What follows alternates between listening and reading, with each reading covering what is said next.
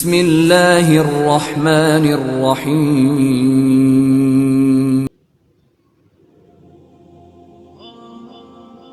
بے حجابی اس انداز میں گھروں میں پورے گھروں کو متاثر کر رہی ہے۔ اس مقام پہ مردوں کے لیے عبرت ہے، اور وہ کہ عورت کی بے حجابی مرد کی بے غیرتی کی علامت ہے۔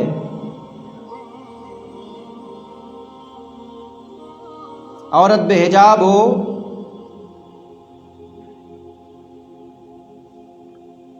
دور حاضر کی فاسقہ اور فاجرہ ان عورتوں کو اپنا آئیڈیل بنا کے، ان جیسے لباس پہن کر، ان جیسے فیشن کر کے، ان جیسی بن کر، بالوں کے ڈیزائن اور پتہ نہیں کیا کیا اس انداز میں، اور پھر اس کے بعد وہ کہے کہ میں کنیز زہرا ہوں۔ اگر اس حالت میں تو کہتی ہے کہ میں کنیز زہرا ہوں، تو یقیناً زہرا کیا اس دنیا کے لوگ بھی تجھ پہ لعنت کرتے ہیں، اور زہرا بھی لعنت بھیجتی ہے۔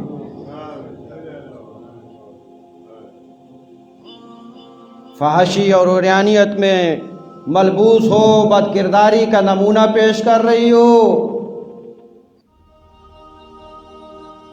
اور اس کے بعد وہ کہے کہ میں مجلس کرواتی بھی ہوں، مجلس سنتی بھی ہوں، نیاز کھاتی بھی ہوں، نیاز پکاتی بھی ہوں۔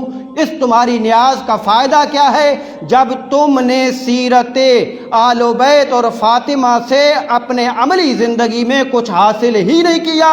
اب نیازیں پکا یا کچھ بھی کر، تیرا اس نیاز پکانے کا تجھے کوئی فائدہ نہیں۔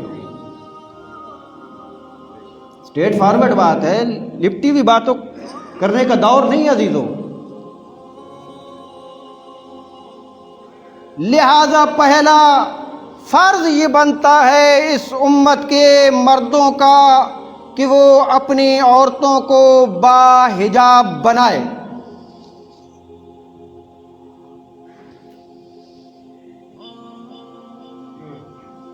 آپ کیا سمجھتے ہیں کہ فاطمہ زہرا کیا ایسے دربار چلی گئی تھی؟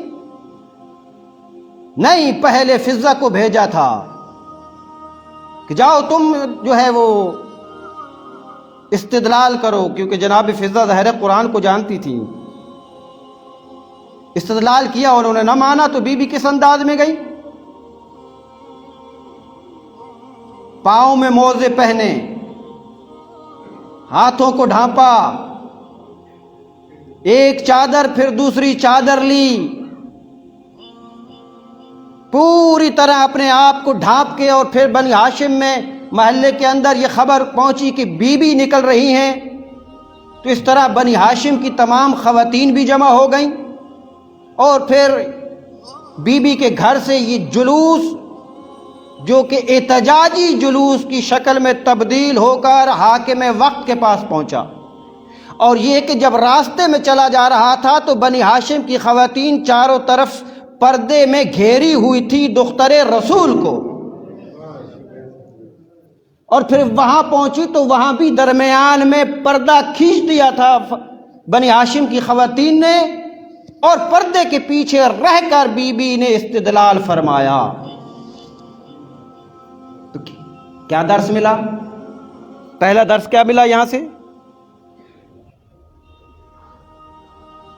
کہ خواتین جو اپنے آپ کو زہرا کی ماننے والی کہتی ہیں کہ ہم کنیز زہرا ہیں، بہت شرم محسوس ہوتی ہے جب سوشل میڈیا پہ ہم دیکھتے ہیں کہ بے حجاب تصویر لگی ہوئی ہے اور ساتھ کنیز زہرا لکھا ہوا ہے۔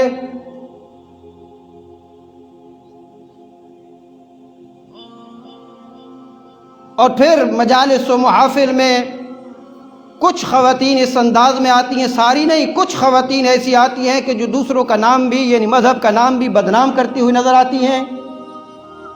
جلوسوں کے اندر ایسی بے حجابی کی تحت کچھ خواتین کا آنا، اس پہ جو جلوس کو ہینڈل کرتے ہیں ان کو خیال رکھنا ہے، ان کی ذمہ داری ہے۔ یا تو پھر کوئی ایسا ماحول بنایا جائے کہ جلوس کے جو لوگ ہیں اور وہ جو تنظیمیں بنی ہوئی ہیں وہ تنظیمیں یا تو بہت ساری چادریں ایک ٹرک پہ رکھ لیں اور جو بے حجاب ہو اسے چادر پیش کرے کہ بی بی تو حسین کے جلوس میں آئی ہوئی ہے، اسے خیال رکھے، احساس دلائے اسے۔ لیکن دنیا کے رنگوں میں اس طرح سے رنگین ہو گئی ہیں، میں دوسروں کو کیا کہوں، اپنے اندر ہی دیکھ لیا جائے کہ انہیں فقط مجلس سننے کی حد تک، باقی اس کو سن کر اس پہ عملی اقدام نظر ہی نہیں آتا۔ تو یہ بات سامنے، پہلا جو کام ہم نے فاطمہ زہرا کی سیرت سے لینا ہے،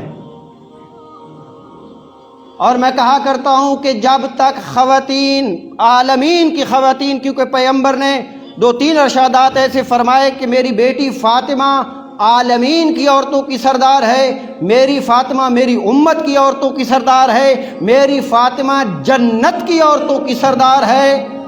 جب تمام خواتین کی سردار فاطمہ زہرا ہے تو جب تک خواتین فاطمہ زہرا سلام اللہ علیہا کی سیرت و کردار کو نہیں اپناتی تو رب کعبہ کی قسم نہ ان کی عزت محفوظ ہے، نہ ان کی ناموس محفوظ ہے، نہ ان کا اور کوئی گھر سے باہر نکلنا محفوظ ہے۔ اور اگر وہ اپنا لے فاطمہ زہرا کی سیرت کو تو رب اکبر کی قسم ان کی عزت بھی محفوظ ہو جائے گی، ان کی آبرو بھی محفوظ ہو جائے گی، ان کو کوئی دیکھنے والا نہیں ہوگا، ان پہ کوئی بری نظر کرنے والا نہیں ہوگا، ان کو کوئی ہراساں کرنے والا نہیں ہوگا، ان کو کوئی تنگ کرنے والا نہیں ہوگا۔ ٹھیک ہے، اسلام اجازت دیتا ہے کہ اگر کوئی خاتون اپنے شوہر کا ہاتھ بٹانا چاہتی ہے اسے اجازت ہے کہ وہ جاب کرے۔ جاب کا کیا مطلب ہے کہ فیشن کر کے جائے؟ جاب کا کیا مطلب ہے کہ اپنے بالوں کو بنا سنگار کر کے، سنگار کرنا تو فقط اپنے شوہر کے لیے جائز ہے، کسی اور کے لیے جائز ہی نہیں ہے۔ اور وہ خاتون کے جو شوہر کے سامنے تو ہر وقت میلی کچیلی رہتی ہو اور دوسروں کے لیے فیشن کرتی ہو، عجیب مسئلہ ہے۔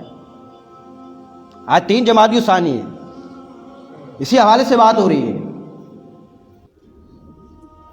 حکم دیتا ہے سادگی سے جاؤ، با حجاب ہو کر جاب کرنے میں کوئی حرج نہیں ہے، اور جاب میں بھی متکبر رہنا چاہیے عورت کو۔ تکبر میں مولا نے فرمایا نا کہ عورت کو متکبر ہونا چاہیے، مرد کو عاجز اور انکسار ہونا چاہیے۔ یہ متکبر ہونا کس انداز میں، کس عنوان سے کہا؟ تاکہ عورت اگر باہر جائے تو تکبر سے کسی غیر محرم کے ساتھ سخت لہجے میں بات کرے کہ کوئی غلط فہمی کا شکار نہ ہو جائے۔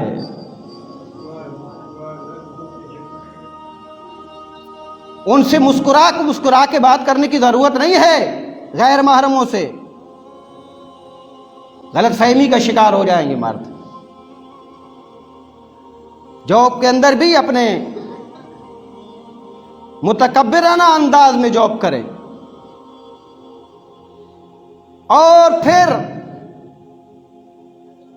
پوچھا گیا ایک مرتبہ رسول اکرم صلی اللہ علیہ وآلہ وسلم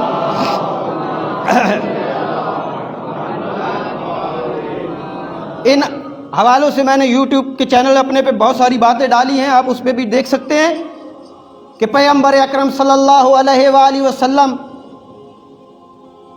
اپنے صحابہ کرام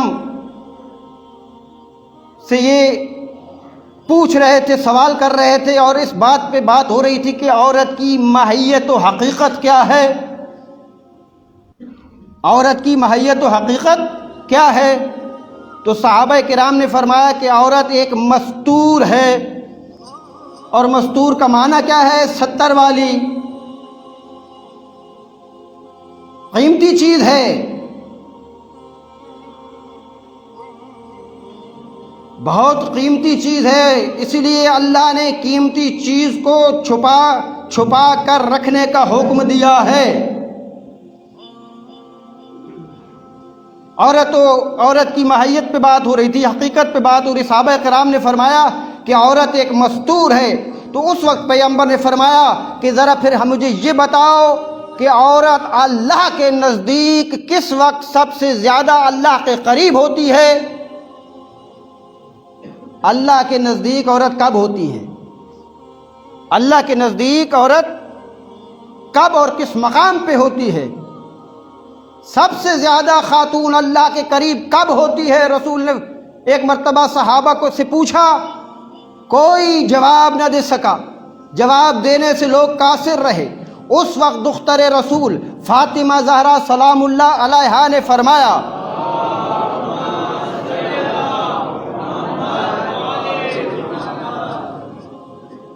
کہ عورت اللہ کے قریب اس وقت ہوتی ہے کہ جب وہ اپنے چار دیواری کے اندر ہوتی ہے. توجہ فرمائی آپ نے. جناب فاطمہ کی سیرت و کردار تو کچھ اور کہہ رہا ہے اور ہماری خواتین کچھ اور انداز میں اپنے چلاؤ چلن کر رہی ہیں، اپنی منمانیاں.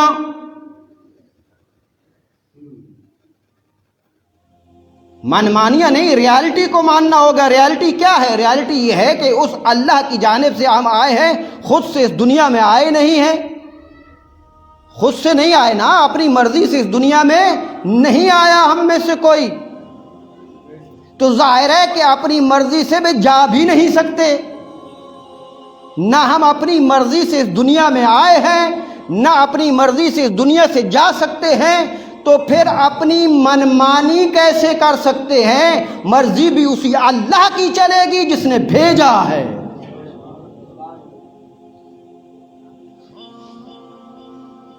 جس نے بھیجا ہے.